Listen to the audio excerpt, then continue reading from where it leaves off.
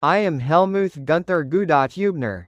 I was born in Hamburg on January 8, 1925. I came from an apolitical, religious family. My mother and grandparents were members of the Church of Jesus Christ of Latter-day Saints, and so was I. My adoptive father, Hugo, who sympathized with the Nazi regime, gave me the name Hübener. After finishing middle school in 1941, I began an apprenticeship in administration at the Hamburg Social Authority. It was there that I met other apprentices, including Gerhard Dürr, who would later join me in my resistance efforts. Around that time, at a public bathhouse, I made new friends, one of whom came from a communist family. Through him, I became curious and started listening to enemy radio broadcasts, even though it was strictly forbidden in Nazi Germany. Doing so was considered treason. One day, I discovered a shortwave radio that had belonged to my older half-brother, Gerhard, tucked away in a hallway closet.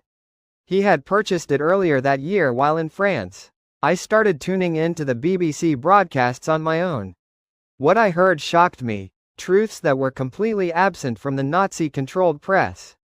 I couldn't stay silent. I began to write anti-Nazi texts and anti-war leaflets, using the information I heard. I made many copies. My leaflets aimed to expose how misleading the official reports about the war were. I called out Adolf Hitler, Joseph Goebbels, and other Nazi leaders for their crimes. I also spoke of the war's senselessness, Germany's impending defeat, and the abuse I had seen within the Hitler Youth. By late 1941, I wasn't working alone anymore. I involved three close friends, Karl-Heinz Schnibbe, Rudi Waab, both fellow Latter-day Saints, and later, Gerhard Dürr. Together, we distributed around 39 different pamphlets, most of which contained material typed directly from the BBC broadcasts. We left them pinned on bulletin boards, slipped them into mailboxes, coat pockets, anywhere someone might find them. But in February 1942, I was arrested by the Gestapo. They interrogated and tortured me. Eventually, I stood before the Nazi People's Court. Despite being only 17 years old, I was sentenced to death for high treason.